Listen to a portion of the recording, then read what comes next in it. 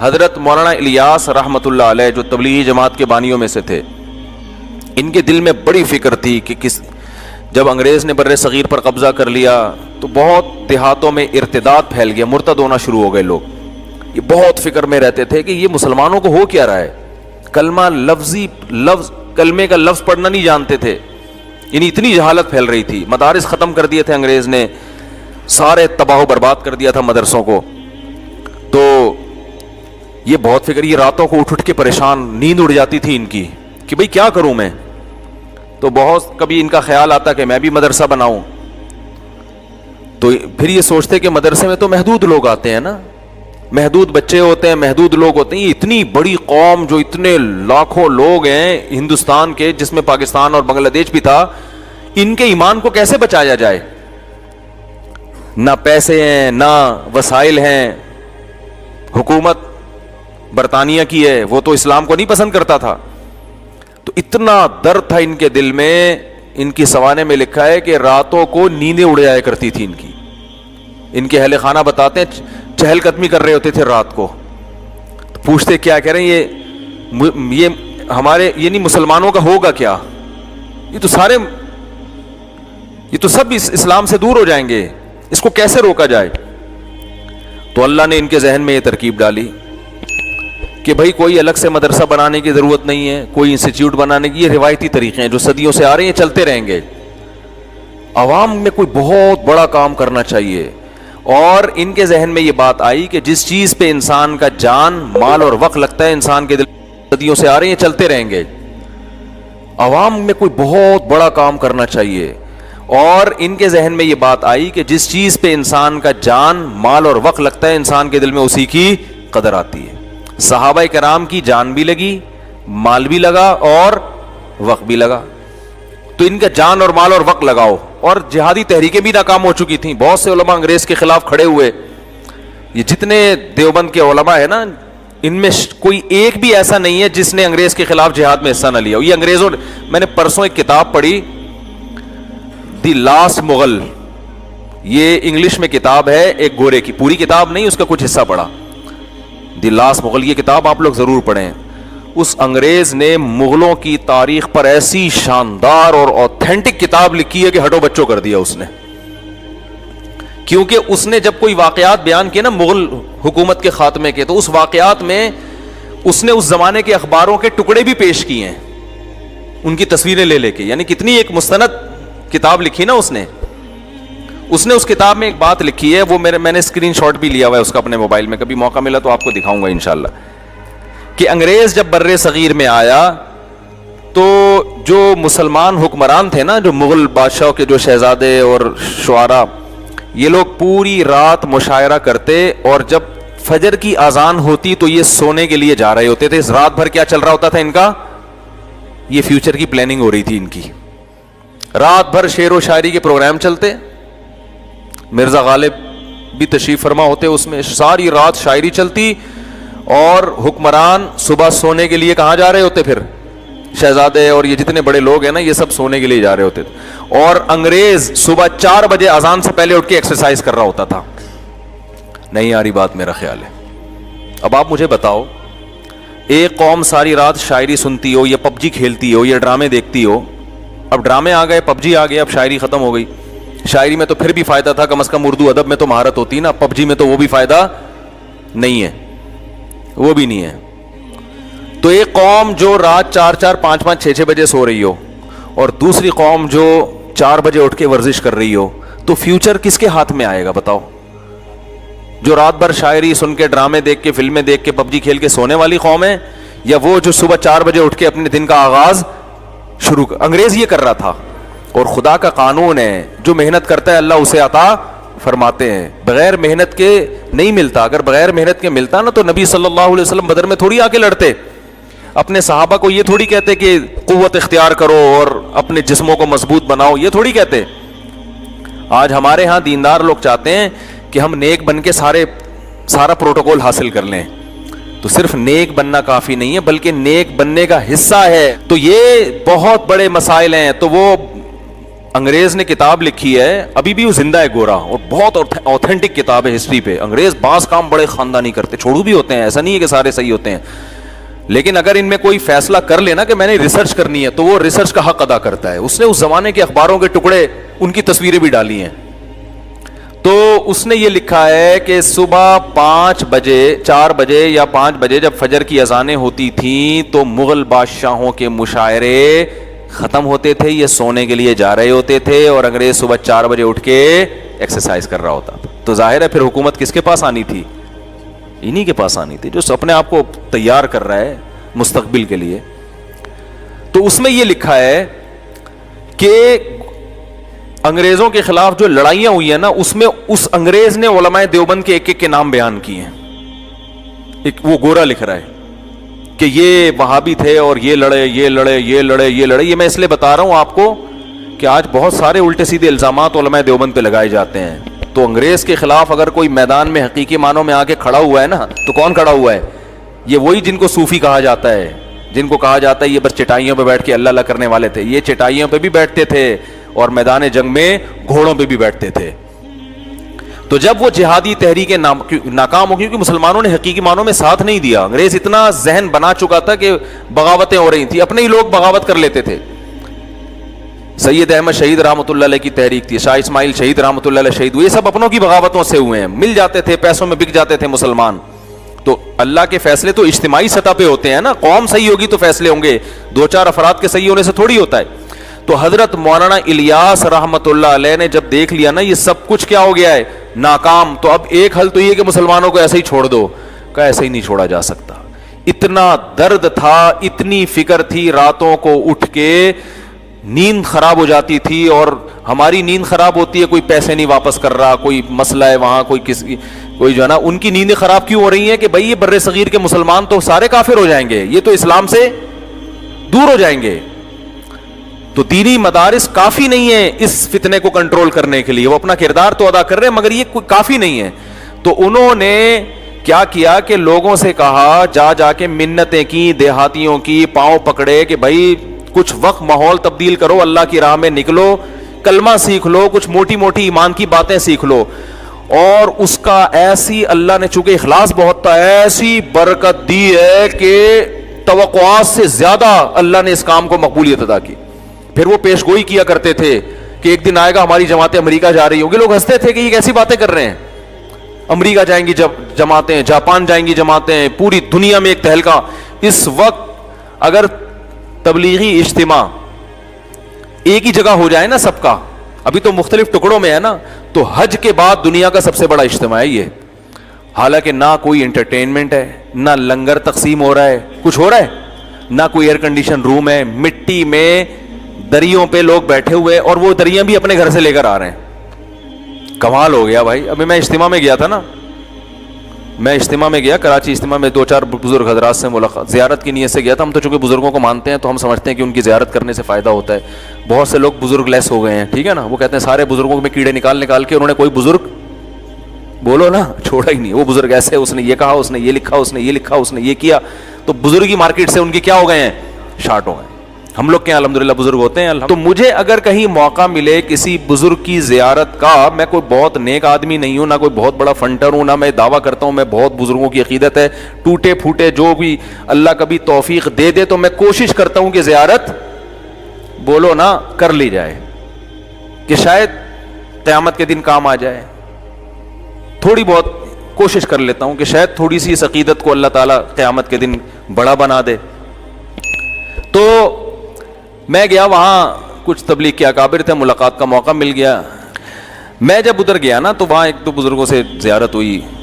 تو وہاں ہم جب بیٹھے نا کھانا کھانے کے لیے, میں اخلاص بتا رہا ہوں کہ حضرت مولانا الیاس رحمۃ اللہ علیہ کا جو سینے کا درد تھا نا وہ کیسے منتقل ہوا ہے. حالانکہ نہ کوئی اسباب تھے, نہ کوئی وسائل تھے, بل لوگوں کے جا کے منتیں کرتے تھے, کچھ وقت لگاؤ, اپنی جان, اپنا مال, اپنا وقت خرچ کرو. اس کی برکتیں دیکھیں کیسے ارب پتی کروڑ پتی لوگ جماعت میں نکلے ہیں, سارے کام آٹومیٹک ہو رہے ہیں. ڈاکٹر بھی بیٹھے ہوئے ہیں, کوئی فیس نہیں, ٹھیک ہے نا, ہوٹل کھلے ہوئے ہیں, کوئی پروفٹ نہیں ہے, سب فی سبیل اللہ, ہر آدمی فی سبیل اللہ. تو میں جب وہاں گیا تو ایک وہاں کوئی پرانے تھے, انہوں نے مجھے کھانا دیگ پہ بیٹھے ہوئے تھے, وہ دیگیں کھلا رہے تھے نا, ہم بھی گنے بن کے بیٹھ گئے وہاں پہ, ہمیں بھی خیر کھلایا انہوں نے, فری پھوڑ کا کون چھوڑتا ہے بھائی. تو میں نے کہا یار یہ دیکھ پہ کون بیٹھا ہوا ہے؟ تو انہوں نے بتایا یہ کتنی فیکٹریوں کے مالک ہیں, یہ کتنے کروڑ پتی آدمی ہیں, اور دیکھو کیسے اپنے آپ کو کیا کر دیا. مجھے تو کوئی دیکھ پہ بٹھایا میں تو کم از کم نہیں بیٹھوں گا, میں کھا لوں گا. یہ دیکھ پہ مجھے کوئی تصویر کھینچ کے ڈال دے گا, مفتی صاحب کا بزنس ہے, کس کا دیکھوں کا, عجیب سا لگ رہا ہوتا ہے نا آدمی. میں بکری کے ساتھ تصویر کھنچوانے کے لیے تیار ہوں, بریانی یا قورمے کی دیکھ کے ساتھ مجھے تصویر کھنچواتے ہوئے بڑی شرم آتی ہے, کیونکہ ایسا لگے گا ان کا کیا ہے, یہ دیکھوں کا کام کر رہے ہیں. ہمیں تو بڑی شرم آتی ہے, ہم تو نہیں بیٹھ سکتے, لیکن ان کا جگر ہے کہ نہیں ہے. دیکھو ایک کوئی دے گے, کوئی کسی کا بزنس ہے وہ تو بیٹھ جائے گا نا, لیکن اگر کسی کا بزنس بہت اونچے لیول کا ہو, اس کو دیکھ پہ بیٹھتے ہوئے شرم آئے گی. وہ تو کہے گا میں دیکھ کو آرڈر تو کر دوں گا, لیکن میں دیگوں میں کھانا بانٹوں گا نہیں, اتنی نہیں ہو رہی. ہاں بس آرڈر, جیسے ہم بھی کبھی کبھار کسی کو کھلانا ہوتا ہے, دیکھ کا آرڈر کر دیا بھائی, ادھر ہی بانٹ بوٹ کے آ جاؤ. دیکھ پہ بیٹھتے ہوئے انسان کو شرم آتی ہے. میں نے دیکھا یار دیکھ پہ بیٹھ کے کیا کر رہے ہیں, اور ایک نہیں ہے, لاکھ ہزاروں لوگ تبلیغ میں جڑے ہوئے ہیں, ان کی کروڑوں روپے کی آمدن ہے, درجنوں فیکٹری ہیں, ایسا اپنے آپ کو مٹی میں ملایا ہوا ہے, خاک میں ملایا ہوا ہے, غریب سے غریب آدمی کے پاؤں پکڑ پکڑ کے اس کو اللہ کی راہ میں نکال رہے ہیں, جس سے کوئی لینا دینا نہیں ہے. تو جب یہ میں اصل بتا رہا تھا, کام جب شروع ہوا نا تبلیغ کا, تو بہت پھیلنا شروع ہو گیا. حضرت مفتی محمد شفیع صاحب رحمۃ اللہ علیہ ایک دفعہ گئے حضرت مولانا الیاس رحمۃ اللہ علیہ کی عیادت کے لیے, بیمار ہو گئے تھے. تو حضرت مولانا الیاس رحمۃ اللہ علیہ نے فرمایا, جو میں اصل استدراج سمجھانا چاہ رہا تھا کہ بے دین میں اور دینداروں میں کیا فرق ہوتا ہے, کہ بے دین آدمی کو گناہ کر رہا ہے, عیاشی کر رہا ہے, اور اس کو نعمتیں مل رہی ہیں تو سمجھتا ہے کہ کیا یہ سب صحیح ہو رہا ہے بھائی. اور جو اہل اللہ ہوتے ہیں وہ تقوی اختیار کرتے ہیں, اور ان کو عیاشی نہیں بلکہ ان کے دین کے کام میں برکت ہو رہی ہے, تو وہ سمجھ رہے ہوتے ہیں شاید اللہ کی طرف سے ڈھیل نہ ہو, کہیں ایسا نہ ہو اللہ ناراض ہو اور اللہ نے کہا چلو ابھی کام کو پھیلنے دیتا ہوں. تو حضرت مولانا الیاس رحمۃ اللہ علیہ بیمار تھے. حضرت مفتی محمد شفیع صاحب رحمہ اللہ تعالی نے ان کے پاس گئے, تو حضرت مولانا الیاس رحمۃ اللہ نے فرمایا کہ تبلیغ کا کام اتنا پھیلتا جا رہا ہے, مجھے ڈر ہے کہ یہ اللہ کی طرف سے ڈھیل نہ ہو. آپ اندازہ لگاؤ کہ ایسا نہ ہو کہ اللہ ہم سے ناراض ہو اور اللہ وقتی طور پہ ترقی دے رہا ہو ہم کو, کہ چلو فی الحال تم جو کام لے کے چلے تھے میں اس کو پھیلا رہا ہوں, لیکن اندر سے اللہ کیا ہو, ناراض ہو, اور آخر میں ہمیں کہیں پکڑ نہ لے. تو حضرت مفتی محمد شفیع صاحب تھے مفتی, حقیقی مفتی, ایسے نہیں کہ آج پتھر اٹھاؤ تو کیا نکلتا ہے, ہر پاگل سے پاگل کیا بنا ہوا ہے, مفتی بنا ہوا ہے. اتنا سستا لفظ ہو گیا ہے نا کہ میں کہتا ہوں کسی کو کچھ نہیں آتا تو مفتی لگا دو اس کے نام کے ساتھ. جن چڑیل بھوت بھگانے والے بھی کیا ہیں, مفتی. استخارے نکال کے لوگوں کو الو بنانے والے بھی کیا ہیں. اور مجھے کسی نے بتایا امریکہ میں ایک صاحب استخارہ نکال کے بتا رہے ہیں, اور کہ یہ کر لو یہ نہیں کر لو. میں نے, اور وہ مفتی بھی ہیں, میں نے کہا جیسے دن اور رات جمع نہیں ہو سکتے نا, مفتی اور استخارہ جمع. مفتی کو سب سے پہلے پتا ہوتا ہے کہ استخارے میں کچھ نکل ہی نہیں سکتا, تو کہاں سے نکال کے پبلک کو بتا رہا ہے, یہ نہ کوئی سگنل نہ کوئی اشارہ. تو وہ جو تھے حضرت مفتی شفیع صاحب رحمۃ اللہ علیہ واقعی مفتی تھے. تو انہوں نے فرمایا کہ یہ استدراج نہیں ہے, استدراج بولو نہیں ہے, یہ ڈھیل نہیں ہے, آپ تسلی رکھیں. کہا آپ کو کیسے پتہ چل گیا ڈھیل نہیں ہے؟ کہا اگر یہ اللہ کی طرف سے ڈھیل ہوتی نا تو آپ کو یہ خوف نہ ہوتا کہ یہ ڈھیل تو نہیں ہے. خاندانی جواب دیا کہ نہیں دیا؟ کیونکہ جب ڈھیل ہوتی ہے تو اس میں انسان یہ سمجھتا ہے کہ یہ نعمتوں کی بارش ہو رہی ہے مجھ پر, وہ تو اترانے لگتا ہے. جس کو یہ خوف ہے کہ بھئی آزمائش نہ ہو, یہ خوف اس کی علامت ہے کہ یہ ڈھیل نہیں ہے, یہ اللہ کی طرف سے برکت ہے, کام کی مقبولیت ہے. تو اس سے پتا چلتا ہے کہ بھائی اگر آپ بالکل مطمئن ہو گئے نا, آپ کو ترقی مل رہی ہے اور پیسہ بھی آ رہا ہے, عزت بھی مل رہی ہے, شہرت بھی مل رہی ہے, اور حرکتیں آپ کی ٹھیک نہیں ہیں, تو کسی خوش فہمی میں مبتلا ہونے کی چندہ ضرورت نہیں ہے. سب سے پہلے فوکس کرنا ہے حرکتوں کو, اس کے بعد حرکتیں بھی ٹھیک ہیں آپ کی, فٹ فاٹ, گناہ سے بھی بچنے کی توفیق مل رہی ہے, پھر نعمتیں مل رہی ہیں, دنیا کی نعمتیں, تو اللہ کا شکر ادا کرو, مگر تھوڑا سا خوف رکھو کہ کہیں ڈھیل نہ ہو. امید ہے کہ ڈھیل نہیں ہوگی, یہ اللہ کی نعمت ہی ہوگی, لیکن آپ نے پھر بھی ڈرنا ہے کہ کہیں ڈھیل نہ ہو, کیونکہ اللہ کو اترانے والے لوگ پسند نہیں ہیں, اللہ کو دعویٰ کرنے والے لوگ پسند. ان اللہ لا يحب من کان مختالا فخورا, قرآن کے الفاظ دیکھو, کہ اللہ تعالیٰ کو تکبر کرنے والا اور شیخیاں بھگارنے والا پسند نہیں ہے. شیخیاں بھگارنا کسے کہتے ہیں؟ اب تو اللہ کا بڑا فضل ہے, اب تو الحمدللہ سب کام سیٹ ہو رہے ہیں, اور اللہ دیکھا میں نے وہ تہجد پڑھی تھی, اس کا کیسا زبردست. تو لیبل شکر کا ہوتا ہے, اگر واقعی دل سے شکر ادا کر رہا ہے پھر تو ٹھیک ہے, لیکن لیبل شکر کا ہوتا ہے حقیقت میں شو بازی. حقیقت میں کیا ہوتی ہے؟ شو بازی, کہ یہ بھی ہے, یہ بھی ہے, یوں بھی ہے. تو اللہ کو جو شیخیاں بھگارنے والے ہو گئے نا, میں یوں ہوں, آج بہت سے لوگ اس طرح بات, میں یوں ہوں, میں یوں ہوں, میں یوں ہوں, یہ الفاظ اللہ کو پسند نہیں ہے. حضرت موسیٰ نے ایک دفعہ کہہ دیا تھا, بنی اسرائیل نے پوچھا تھا کہ سب سے بڑا عالم کون ہے؟ حضرت موسیٰ نے فرمایا میں ہوں, اور بالکل صحیح فرمایا تھا. لیکن اللہ کو آپ کا یہ جواب پسند, انداز پسند نہیں آیا, کہ بے شک آپ ہیں لیکن فوراً یہ نہ بول دیں کہ میں سب سے بڑا ہوں. یہ الفاظ ورڈنگ, آج الفاظ کی کوئی وہی نہیں ہے نا, کوئی بھی کچھ بھی منہ سے نکال دو. تو یہ میں یوں, میں اس طرح کا, یہ چیزیں اللہ کو پسند نہیں ہے. حدیث میں آتا ہے اللہ نے کہا کہ یہ کیوں نہیں کہا کہ سب سے بڑا کون ہے؟ اللہ ہے, پھر اللہ نے مجھے علم دیا ہے, ایسے الفاظ. تو اللہ نے خضر علیہ السلام سے ملاقات کروا دی کہ کچھ باتیں ہم نے ان کو بتائی ہیں جو آپ کو نہیں بتائیں, تو ساری چیزیں ہم نے آپ کو نہیں بتائی ہیں. تو اللہ کو یہ شیخیاں بھگارنا, تکبر کرنا, میں یوں ہوں, میں اتنا بڑا فنٹر, یہ جو فنٹر گیری ہے یہ اللہ کو بالکل بھی پسند نہیں ہے. تو استدراج کا مطلب جب بھی کوئی نعمت ملے تو شکر بھی ادا کرو, ساتھ میں تھوڑا سا خوف بھی رکھو کہ یار سارے کام ہی ٹھیک ہو رہے ہیں, ایسا نہ ہو کہ میرے اندر کوئی فالٹ ہو اور اللہ اس کا انتقام لے رہا ہو مجھ سے. تو یہ ڈر کا فائدہ کیا ہوگا؟ دو فائدے ہوں گے. ایک, عمل میں اور محاسبے کا موقع ملے گا کہ غور کرے گا واقعی میں ٹھیک بھی ہوں کہ نہیں ہوں. ایسا نہ ہو کہ میں اپنے آپ کو ٹھیک سمجھ رہا ہوں اور اس ٹھیک سمجھنے میں غلطی پر ہوں. ہو سکتا ہے میرے اندر کوئی فالٹ ہو جو میرے سامنے نہ, اس فالٹ کی وجہ سے نعمتیں مل رہی ہوں. لوگ پتہ ہے کیا دیکھ رہے ہوتے ہیں, جب ٹینشنیں آتی ہیں تو کہتے ہیں یار میرے اندر کوئی فالٹ ہوگا جو ٹینشنیں آ رہی ہیں. بھائی خوشیاں آ رہی ہیں تو بعض دفعہ ٹینشنوں کی وجہ سے خوشیاں آ رہی ہوتی ہیں, سوری برائیوں کی فالٹ ہوتا ہے اس کی وجہ سے خوشیاں آ رہی ہوتی ہیں, بعض دفعہ ایسا بھی ہوتا ہے. تو ایک فائدہ تو یہ ہوگا کہ جب آپ یہ سمجھو گے کہ یہ ڈھیل ہے تو آپ کو اپنی برائیوں کے احتساب کا موقع ملے گا. دوسری بات یہ کہ آپ چوڑے نہیں ہوگے, تھوڑا سا ڈر رہے گا نا, تو جس کے دل میں تھوڑا سا خوف ہوتا ہے وہ چوڑے میں بولو نا یار نہیں آتا. دیکھو ایک سونے کی گھڑی پہن کے کوئی گھوم رہا ہے, اگر اسے خطرہ نہیں ہے نا, کوئی بھی نہیں چھینے گا, کوئی بھی ڈاکہ نہیں ڈالے گا, تو ایسے گھما کے دکھائے گا اور چوڑے میں آ جائے گا. وہ غریبوں کو اور زیادہ دکھائے گا, نیچا دکھائے گا ان کو کہ تم کیا پہنا ہوا ہے تم نے, یار یہ کوئی پہننے کی چیز ہے. لیکن اگر اسے ڈر ہے کہ بھائی گلی محلے میں ڈاکو چور بھی گھوم رہے ہیں جو چھین سکتے ہیں, اس خوف کا نتیجہ ہی نکلے گا کہ پہنے گا لیکن آستین کیا کرے گا, اوپر رکھے گا. کبھی کبھار تھوڑی سی شو بھی مارے گا, پھر ڈرے گا بھی یار یہ شو کہیں مہنگی نہ پڑ جائے. تو جس عمل سے خوف بالکل نکل جاتا ہے اس عمل کا نقصان یہ ہوتا ہے کہ انسان تکبر اور اترانے میں آنا شروع ہو جاتا ہے.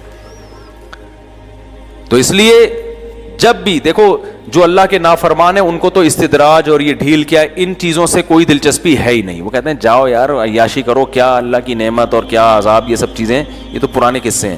لیکن جو اللہ کے ماننے والے لوگ ہیں نا وہ ہر وقت ڈرتے رہتے ہیں. الایمان بین الخوف والرجاء, کہتے ہیں ایمان امید اور خوف کے درمیان میں. تو جو بھی نعمتیں ملے تھوڑا سا ڈرتے بھی رہا کرو اس سے. اللہ تعالیٰ عمل کی توفیق عطا فرمائے.